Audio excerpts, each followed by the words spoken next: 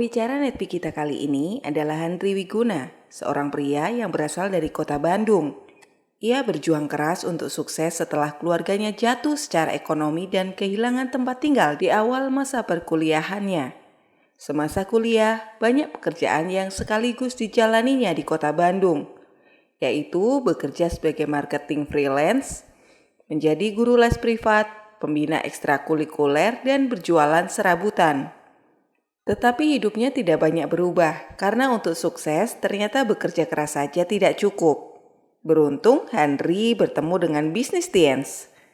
Setelah mengenal Tiens, Handri juga memanfaatkan waktu luangnya yang sangat terbatas dengan menjalankan berbagai pekerjaan tersebut di siang hari dan menjalankan bisnis Tiens di malam hari.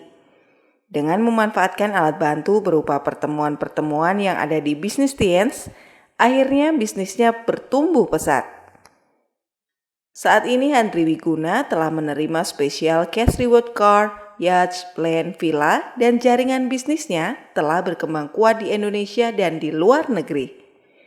Mari kita belajar dari Bapak Handri Wiguna.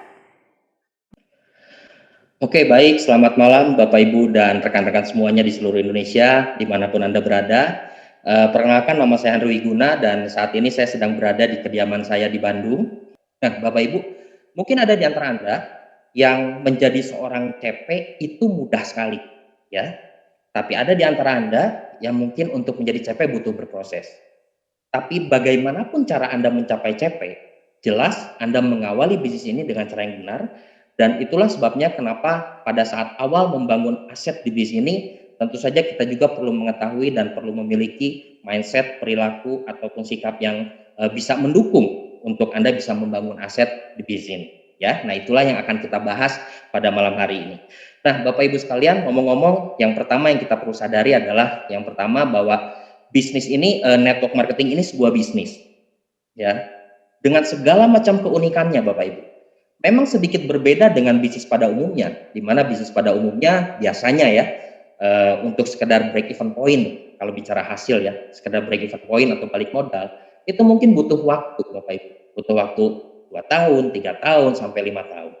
Ya, itu kalau bicara hasil. Tapi bicara proses, tetap harus berproses juga. Ya, bisnis apapun Bapak Ibu, itu perlu dikerjakan dengan serius, bergelut dengan jatuh tempo. Ya, jatuh tempo kalau misalkan untuk modal di awal itu mungkin harus butuh bantuan dari lembaga keuangan ya, alias meminjam untuk diputarkan jadi modal usaha ya. Dan pada saat menjalankan bisnis juga seringkali para pebisnis perlu hidup lebih hemat. Kenapa? Karena meskipun mungkin sedikit ada profit dari usaha yang sudah berjalan, tapi profit ataupun keuangannya itu diinvestasikan lagi ke dalam bisnisnya, diputar lagi. Tapi jangan lupa Bapak Ibu, ada resiko yang cukup besar dalam bisnis pada umumnya, yaitu resiko kebangkrutan. Ya, sementara Tiens, Bapak Ibu, network marketing itu mungkin sedikit unik, Bapak Ibu sekalian, di mana Tiens ini break even point-nya atau balik modalnya itu bisa dalam hitungan hari. Ada hitungan minggu mungkin, tapi bahkan ada yang hitungan jam, Bapak Ibu sekalian. Ya, dan uniknya dalam berproses di bisnis Tiens, Anda bisa saja bekerja tidak dikerjakan dengan full time ya, tapi dikerjakan istilah waktu mungkin hanya sekian jam saja seperti tadi Pak Yowas katakan ya. Dan uniknya juga tidak ada target yang harus atau wajib dicapai. Keuangan yang Anda dapatkan dari bisnis ini juga kalaupun mau diinvestasikan lagi tidak diinvestasikan penuh seperti bisnis pada umumnya. Dan kabar baiknya adalah resiko nggak ada. Jadi ini adalah satu kabar baik di bisnis ini Bapak Ibu, bahwa bisnis ini memang berbeda dengan bisnis pada umumnya. Tapi Bapak Ibu sekalian, karena memang sama-sama bisnis, ya, karena memang sama-sama bisnis, tentu saja hasil itu baru didapatkan setelah ada yang dikerjakan.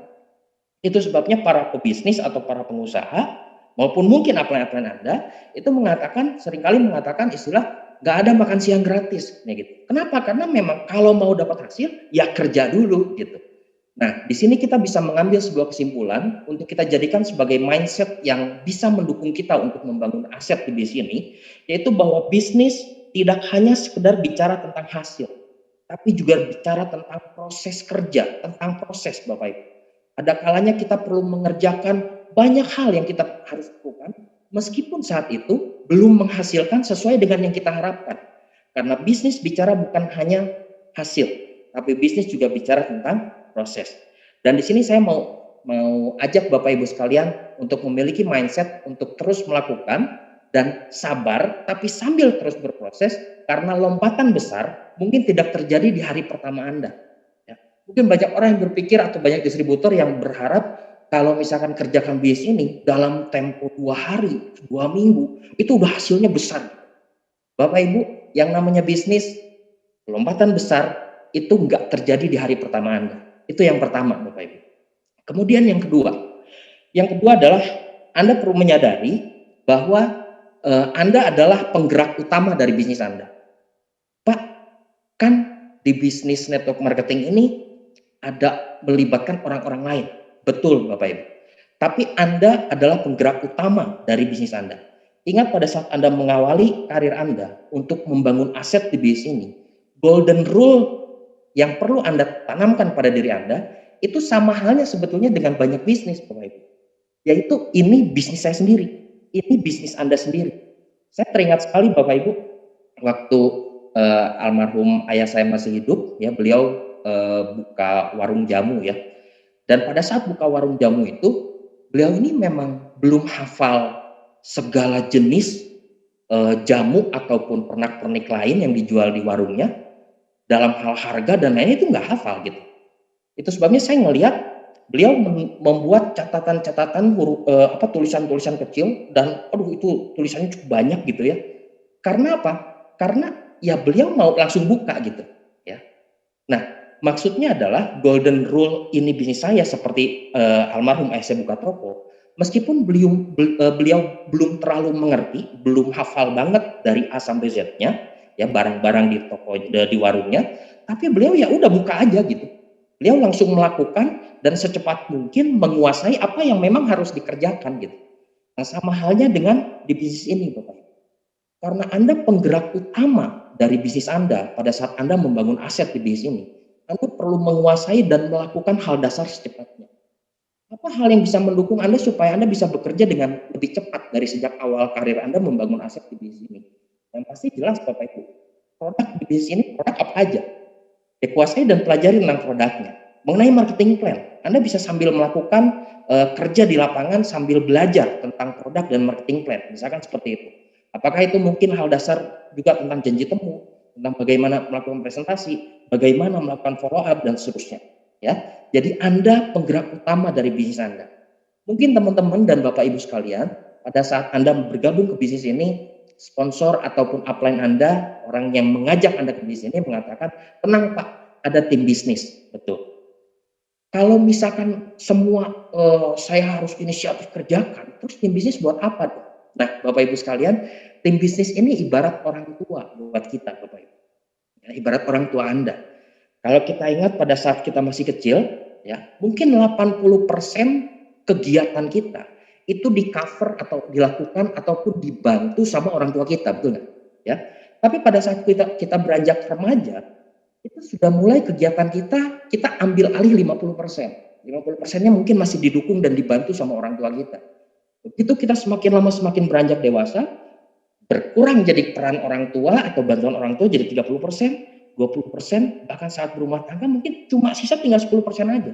Kita yang melakukan semua hal, kita yang menggerakkan kehidupan kita, bukan lagi orang tua kita, Bapak Ibu sekalian. Nah, seperti itulah tim bisnis di bisnis membangun aset di TNC ini, Bapak Ibu sekalian. Ya, nah kemudian itu sebabnya kenapa Bapak Ibu dan teman-teman semua kita perlu memiliki inisiatif untuk melangkah. Betul, tim bisnis ini memang membantu dan mendukung kita untuk membangun aset di bisnis ini. Tapi karena kita juga memang harus sesegera mungkin belajar Bapak Ibu untuk mandiri, itu sebabnya kita semua, Anda juga perlu untuk punya inisiatif untuk melangkah. Pak, tapi kalau awal-awal ini saya belum bisa presentasi misalkan. It's okay, nggak masalah Bapak Ibu. Kalaupun kita belum bisa presentasi, ya sudah kita bercerita, melakukan presentasi dengan cara bercerita sebisa atau semampu kita Bapak Ibu. Ya, semampu kita. Apa yang kita bisa lakukan? Yang penting kita take action dulu gitu. Ya, kita perlu proaktif dan ambil inisiatif untuk melangkah. Kenapa? Karena meskipun kita belum bisa melakukan hal dasar, dengan kita tetap melakukan meskipun belum sanggup 100%, tapi tetap melakukan, kita akan bertumbuh Bapak Ibu, ya. Dan pertumbuhan itulah akan mendatangkan hasil. Dan Bapak Ibu dan teman-teman semua, saya pernah menghadiri sebuah seminar yang salah satunya ngebahas tentang growing atau tentang pertumbuhan, ya. Katanya gini, pertumbuhan itu yang namanya bertumbuh itu kan lebih untuk hasil yang lebih baik. Kalau mau dapat hasil bagus, Anda harus jadi pribadi yang terus tumbuhnya gitu. Dan yang namanya bertumbuh atau pertumbuhan itu identik dengan 3 hal katanya. Yang pertama, pertumbuhan itu identik dengan pain, rasa sakit, ketidaknyamanan katanya gitu.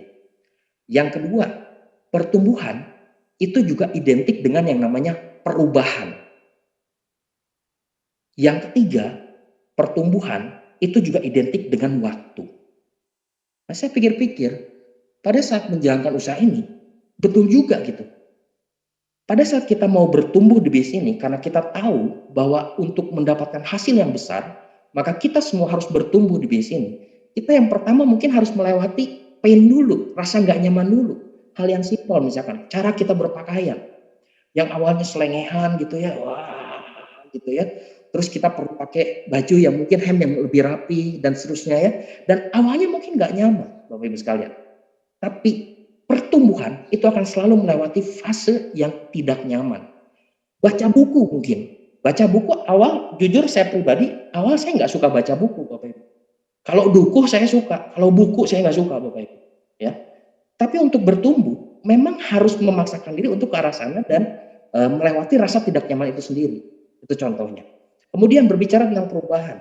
Pada saat Anda menjalankan bisnis ini, Bapak Ibu, Anda mengambil inisiatif untuk melangkah. Mungkin setelah beberapa saat, Anda akan merasa kayaknya agak ada sesuatu yang berbeda dari diri kita sendiri gitu.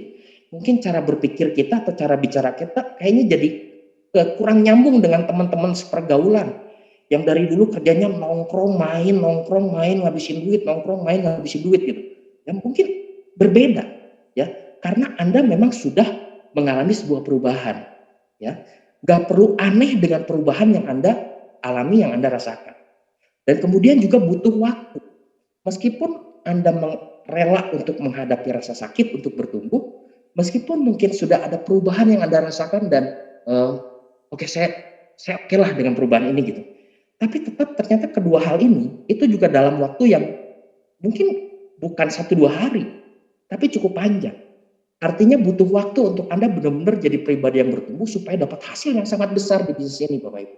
Ya, kalau tadi sempat disinggung bahwa untuk menjadi seorang expert, ya, dari yang lugu yang mungkin belum ngerti bisnis, akhirnya benar-benar ngerti dan mahir tentang bisnis ini menjadi seorang expert, itu butuh 10.000 jam kerja katanya gitu.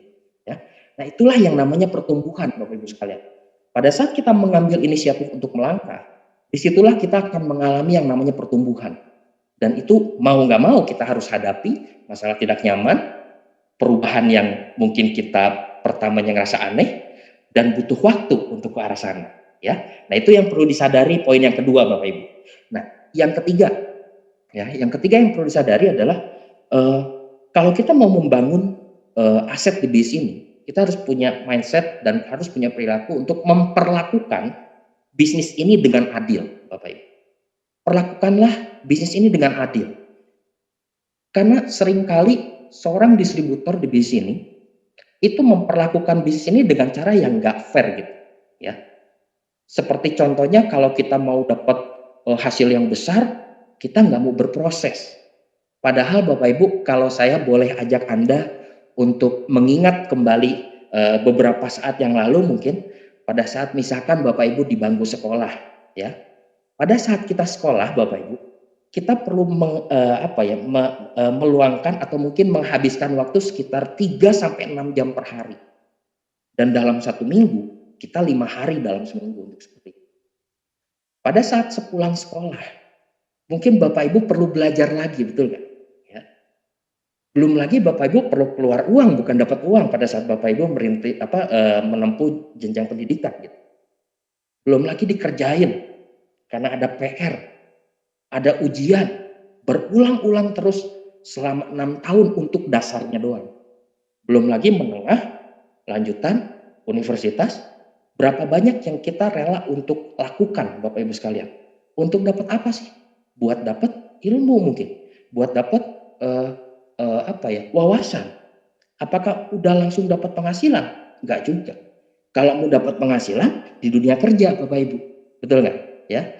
Nah, buat Bapak Ibu yang mungkin saat ini sedang bekerja sambil membangun aset di bisnis ini, ya saya nggak tahu Bapak Ibu setuju atau enggak, tapi pada umumnya ya, kalau saya ngobrol dengan teman-teman, eh, orang-orang yang memulai dunia kerja biasanya untuk 3 tahun pertama lah, 2-3 tahun pertama itu untuk mendapatkan penghasilan 4 juta per bulan. Kita harus rela bekerja selama 8 jam per hari, 5 hari per minggu. Seringkali seberes jam kerja kita harus lembur, Bapak Ibu sekalian. Untuk apa? Dapetin tambahan, lumayan kan gitu. Dan kita perlu bergaul erat dengan target yang biasanya kalau nggak nyampe ada ancaman, Bapak Ibu. Nggak nyampe target di tempat kerja, SP1. Nggak nyampe target bulan berikutnya, SP2. Nggak nyampe target lagi harus keluar. Mau nggak mau kita harus bergelut dengan itu. Belum lagi kalau sakit sebisa mungkin nggak lama. Mau hujan, mau panas, mau mood atau enggak mood, tetap kita harus kerjakan, Bapak Ibu sekalian.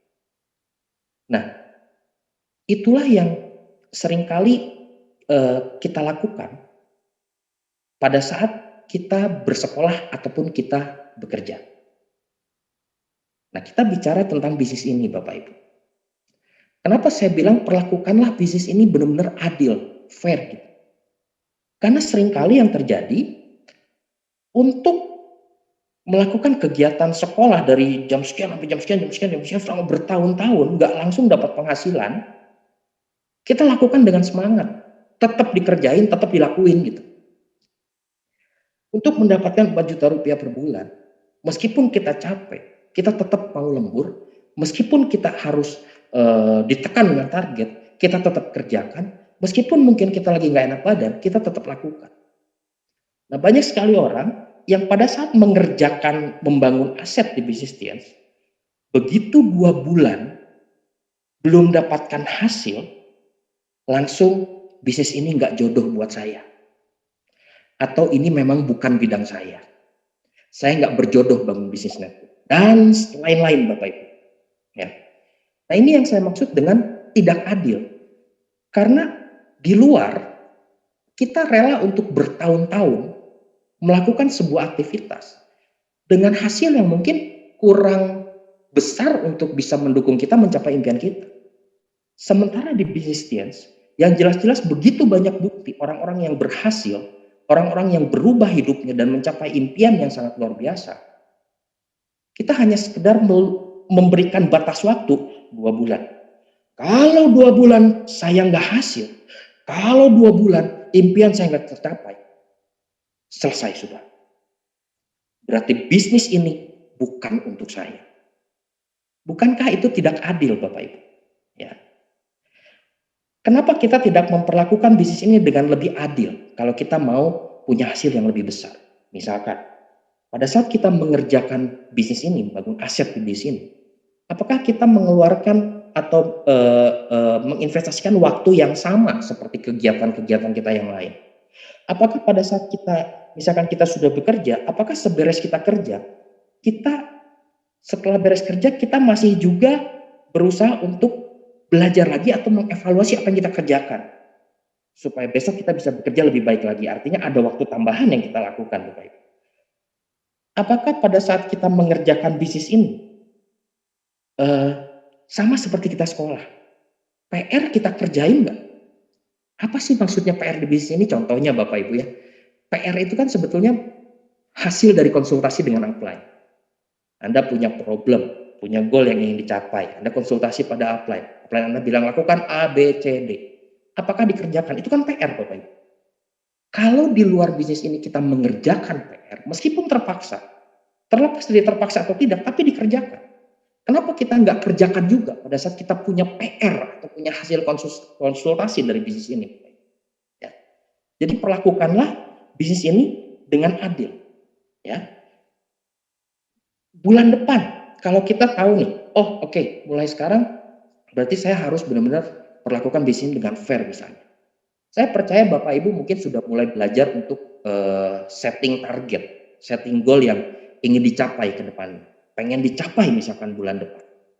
Nah, berapa atau seberapa kuat atau seberapa banyak Anda mau lakukan untuk Anda bisa mencapai hal tersebut? Ya. Pak, kalau saya sambil kerja, kan saya nggak mungkin bisa punya waktu kerja yang sama dong pada saat melakukan di sini. Betul, saya setuju Bapak Ibu. Ya. Untuk mengerjakan bisnis dengan serius, itu bukan masalah berapa jamnya Bapak Ibu, tapi sefokus apa, seberapa fokus Anda melakukan hanya di jam-jam tertentu yang Anda memang bisa lakukan bisnis ini Bapak Ibu. Ya. Jadi perlakukanlah bisnis ini dengan adil. Untuk sebuah bisnis besar yang membuat Anda bisa mencapai impian Anda, kenapa kita nggak investasi lebih?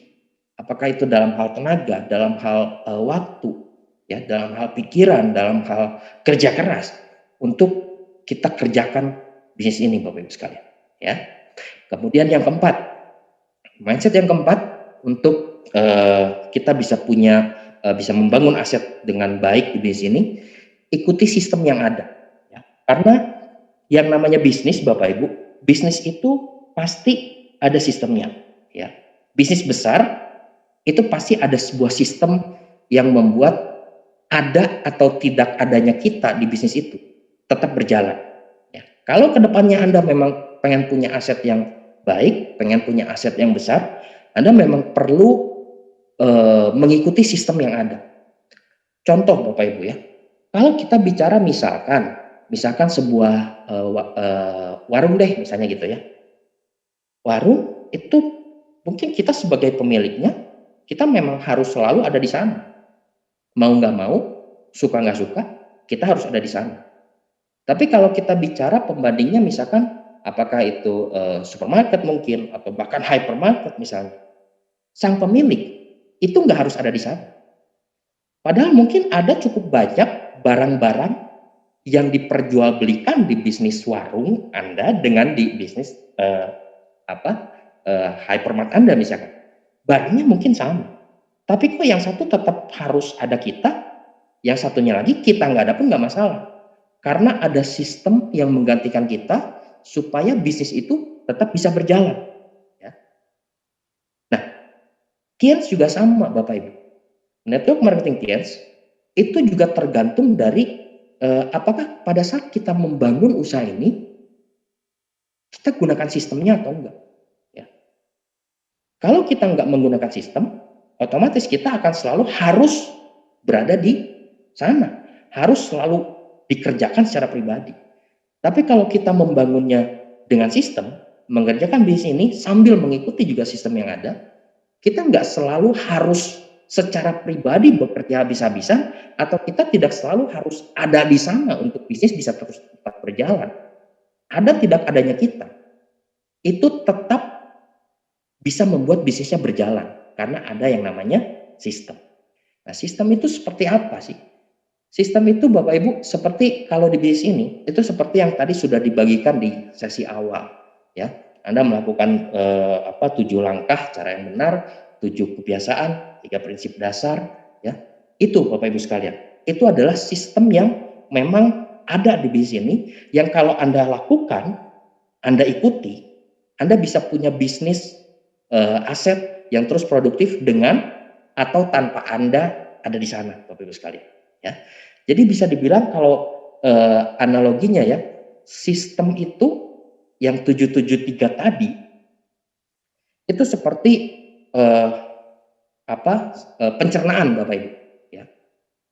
Bapak Ibu yang hari ini sedang mendengarkan CPM, ya sebelumnya mungkin sebelum mendengarkan ada banyak Bapak Ibu yang makan malam dulu misalkan. Ada mungkin makan malamnya pakai ayam goreng.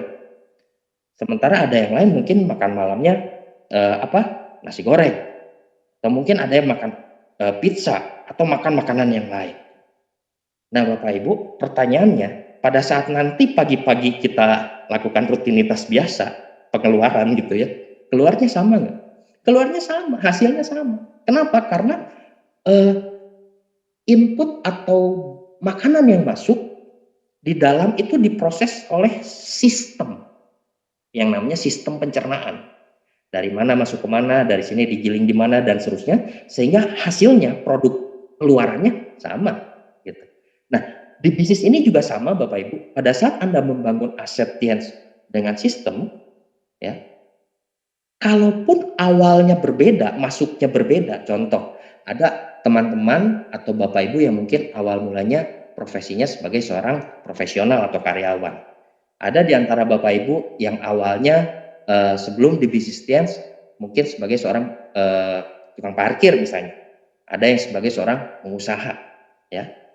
Tapi kalau Anda perhatikan, semua di bisnis ini itu bisa punya hasil yang sama. Ada seorang penjaga loket parkir yang hasilnya meraih berbagai penghargaan di bisnis. Ada seorang yang mungkin awalnya bahkan mungkin awalnya belum bisa baca tulis, tapi akhirnya sukses juga di bisnis. Ada juga yang sebelum di bisnis ini itu latar belakangnya seorang branch manager misalkan. Masuk ke bisnis ini, jalankan dengan sistem, hasilnya sama dengan dua orang yang pertama. Kok bisa latar belakangnya berbeda? Jadi masuknya itu dalam kondisi yang berbeda, tapi kok keluarnya atau hasilnya bisa sama? Karena ada sistemnya. Ya. Ada sistemnya, ada kegiatan yang perlu dilakukan, kebiasaan yang harus dilakukan, ada prinsip yang perlu dilakukan, dan seterusnya Bapak Ibu sekalian. Ya. Nah, mungkin Bapak Ibu dan teman-teman semua, ada di antara Anda yang berpikir, ya Pak, tapi kan kalau saya memulai di awal, itu kan banyak banget tuh, misalkan ya dari 7 kebiasaan, ada baca bukunya, ada denger netpingnya, dan seterusnya, bla bla bla Pak. Memangnya penting ya buat saya? Memangnya langsung bisa, itu dijamin hasil ya buat saya? Dijamin perlu ya buat saya sekarang? Nah Bapak Ibu, kalau saya mau ambil contoh lain, itu kayak mobil deh Bapak Ibu. Ya. Pada saat Anda memiliki sebuah mobil, membeli sebuah mobil, ya, mobil itu punya banyak tombol, betul nggak Bapak Ibu? Yang fungsinya beda-beda. Ada tombol untuk power window, ya, untuk jendela lah, ya, untuk naik turun jendela, kaca, sorry. Ada tombol untuk nyalain AC misalkan. Ada tombol lain itu buat nyalain wiper, ya, buat bersihin kaca depan tuh, depan dan belakang misalnya, ya. Nah, Bapak Ibu dan teman-teman semua, tombol itu tidak berfungsi di saat yang sama, di waktu yang sama. Anda bisa bayangkan kalau misalkan tombol itu berfungsi harus di saat yang bersamaan gitu, ya. Begitu Anda masuk mobil, begitu starter, wah langsung kaca naik turun, wipernya jalan, terus AC-nya brot, terus kayak gitu ya. Kan mengerikan sekali Bapak Ibu, ya. Tidak semua tombol itu terpakai di saat yang sama, ya. Tapi pada akhirnya pasti kepake Bapak Ibu. Pada saat misalkan Anda cuaca panas, Anda tinggal tekan tombol AC akan berfungsi di mobil itu. Itu akan mendatangkan manfaat buat Anda. Tapi pada esok harinya misalkan cuaca dingin, hujan. Pada saat cuaca hujan esok harinya, disitulah wiper akan berfungsi Bapak Ibu. Ya. Jadi tidak semua hal itu akan terpakai di saat yang sama. Ya. Nah, demikian juga halnya di bisnis ini Bapak Ibu sekalian. Mungkin beberapa jenis tindakan yang disarankan upline Anda, yang disarankan oleh sistem, itu tidak langsung bermanfaat saat itu juga. Tapi nanti satu saat akan bermanfaat. Sama halnya dengan mobil tadi, Bapak Ibu. Ya. Dan boleh nggak kalau kita prioritaskan dulu yang A, yang B, yang C, yang lain nanti dulu aja kalau saya udah sukses, kalau saya udah di pertengahan, udah di bintang 7 dan seterusnya. Ya nggak bisa Bapak Ibu. Karena kalau kita punya mobil pun tombol itu semua harus ready dulu gitu. Ya. Jadi kita nggak bisa begitu kita mengalami satu hal baru tombol itu dibuat. Nggak mungkin, nggak bisa Bapak Ibu. Sama halnya dengan sistem yang kita lakukan. Nggak bisa kalau pas kita butuh baru kita ngelakuin itu. Nggak bisa, kita harus lakukan dulu semuanya Bapak Ibu sekalian. Ya. Nah, itu yang keempat. Jadi ikutilah sistem yang ada supaya aset Anda di bisnis ini itu bisa terus berkembang dengan baik. Nah, kemudian yang kelima Bapak Ibu, yang terakhir, ya. Fokuslah pada action Anda sendiri. fokus pada target Anda sendiri, goal Anda sendiri, tindakan Anda sendiri, action Anda sendiri. Ya. Fokus, Bapak Ibu. Jadi maksudnya Anda nggak perlu membandingkan kemajuan ataupun membandingkan diri Anda dengan yang lain. Kenapa? Karena kecepatan setiap orang ini nggak sama, Bapak Ibu. Ya. Kecepatan tiap orang nggak sama dan faktornya juga banyak. Mungkin ya, ada yang daya serapnya itu berbeda. Ada tipe yang menyerap pendidikan itu langsung, oh begitu ya, ngerti gitu ya. Tapi ada yang, maksudnya gimana ya? Mungkin ada yang seperti itu, Bapak Ibu. Kemudian mungkin ada perbedaan lagi dari sisi kecepatan untuk mempraktekkan gitu. Ya. Kenapa kok prakteknya bisa ada yang cepat, bisa ada yang nggak cepat? Karena mungkin karakter atau pribadi tiap orang mungkin berbeda. Ada orang yang mungkin nyaman untuk dari sejak awal gas dulu aja gitu. Belajar nanti langsung di lapangan aja. Tapi mungkin ada juga tipikal orang, tipikal distributor yang bentar, saya mau ngegas tapi ya saya setidaknya perlu pelajari beberapa hal dulu deh meskipun gak semuanya gitu. Karena akan lebih merasa pede untuk melangkah kalau ada beberapa hal yang sudah dipelajari. Nah, akhirnya kan prakteknya juga cepatnya juga beda. Jadi tidak perlu membandingkan diri Anda dengan orang lain, ya. Karena setiap orang itu punya kelebihan dan kekurangannya masing-masing. Anda cukup fokus pada apa yang Anda kerjakan, pada action Anda, pada goal Anda, pada target Anda, pada impian Anda, dengan tim Anda, dengan upline Anda, fokus saja ke situ, Bapak Ibu sekalian. Jadi nggak perlu membandingkan. Saya pernah mengikuti juga sebuah seminar yang kurang lebih men-sharingkan mengenai margin, Bapak Ibu. Margin apa ya? Dia bilang margin itu apa ya?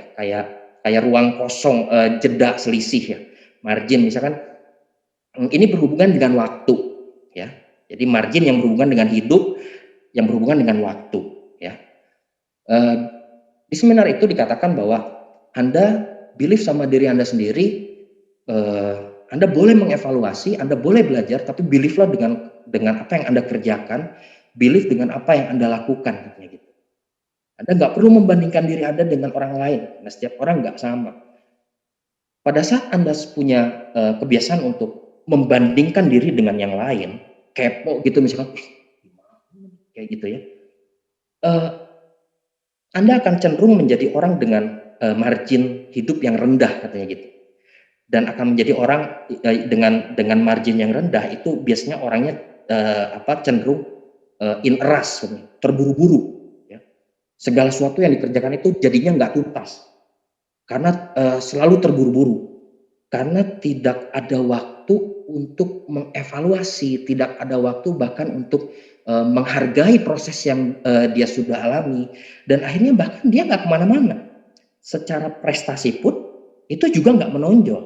Apa yang dia kerjakan itu nggak jadi bagus karena selalu cenderung untuk melihat yang lain dan melupakan bahwa dirinya sendiri punya potensi dan punya impian dan bisa dicapai dengan caranya gitu, ya.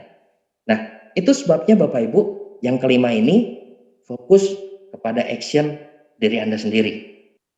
Tetaplah kerjakan base ini, tetaplah yakin dan percaya bahwa Anda bisa sampai ke puncak, karena tidak ada seorang pun yang bisa memastikan Anda untuk ke puncak selain diri Anda. Pada saat mungkin bekerja samalah dengan tim bisnis Anda, karena mungkin di satu titik di mana Anda merasa kurang pede dengan diri Anda, pasti ada 1, 2, 3 orang yang selalu pede dan selalu percaya bahwa Anda bisa. Dan mereka adalah tim upline Anda. Bapak Ibu sekalian, semoga apa yang hari ini saya bagikan itu bisa mendukung Anda untuk membangun aset dengan lebih baik di bisnis ini. Jangan ambil konsultasi dari atas panggung, Anda sebaiknya konsultasikan lagi pada upline Anda. Saya Henry Wiguna dari Bandung, sukses buat Anda dan sehat selalu. Terima kasih.